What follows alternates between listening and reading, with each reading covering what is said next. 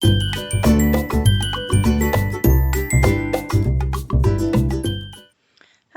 all, Jessie B Scrapbook came back with another process video. This one is for Scraptember, day 13, and our prompt is stars. So I want to use my big, it's a Fiskars Thick Punch, and it punches out this adorable star. And I'll probably find some stars maybe in my stash of stickers. And, yeah, we'll see what we can do. I think I'm going to do pictures of my nephew when he's playing basketball. I have to go find those. And yeah, let's get going. Okay, so I got these stars punched out, and I forgot to push record, so you didn't get to see me punch these out. But I just chose three different pattern papers that were red because our school colors are red and white. And so I just picked out these three different ones, and I'm going to play with them and try to figure out exactly where I want each one to lie. And then I picked out these two pictures of my nephew playing basketball last year. And yeah, they're just smaller pictures, but nice close-ups of him. And I kind of cut out the other kids in the pictures because they're from another school and I don't know them. And so, yeah, I think I have them figured out mostly where I want them. And then I remembered I had this beautiful sheet of star paper on red. So I grabbed it and I'm just going to do a torn edge. And just so kind of like the stars are floating up into um, space kind of from this torn paper. Even though the stars on the paper are white and the paper's red, um, I like the way it looks. I think it's really cool. Um, Sometimes stars are hard for me to use on layouts. I'm not sure why, but I do like the way they look on sports layouts. So, and then this is just a little different look to them. Um, I don't know. I think it turned out cute, and I decided to crop or to mat this one photo into with some red pattern paper. It has a kind of a washed look to it.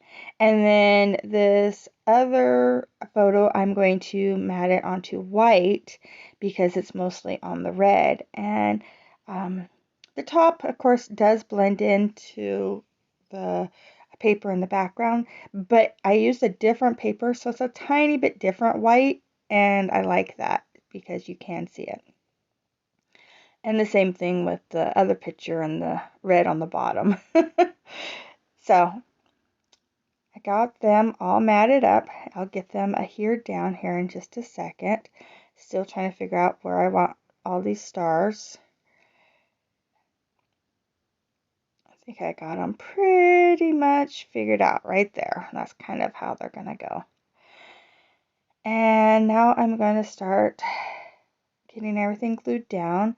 I just used an ATG to glue down the photos, and then I will use some liquid glue in a fine liner bottle to glue down all the stars. I do not pop anything up on foam in this layout. I think the only real dimension other than the paper, so I use paper on everything except for I do bring in those puffy stickers you see off to the side there. So all the stars are now glued down. These are the puffy stickers. They're just little basketballs. So I'm going to put 3 basketballs on here. And I know, I seen it after I took the pictures that those 2 basketballs are right in a line. So I do end up moving one of them, but you'll have to see that in the layout share because I already took the pictures.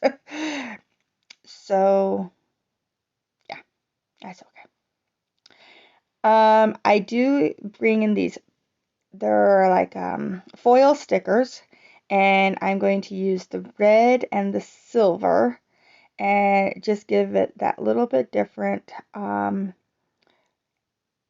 size of star, but still in that same theme. The other stars I had were a little different size, a little bit bigger, but I only had blue, yellow, and green. And I'm like, I don't want to use any of those colors on this page. So I'm just going with these little bitty foil stars.